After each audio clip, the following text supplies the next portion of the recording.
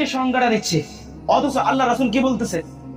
প্রতিষ্ঠিত বুদ্ধিমান তো সেই ব্যক্তি, বুদ্ধিমান তো ওই ব্যক্তি যে নিজের মুহাসাবা করে, আমলের হিসাব গ্রহণ করে এবং পরবর্তী আখিরাতের জন্য পাথওয়া অর্জন।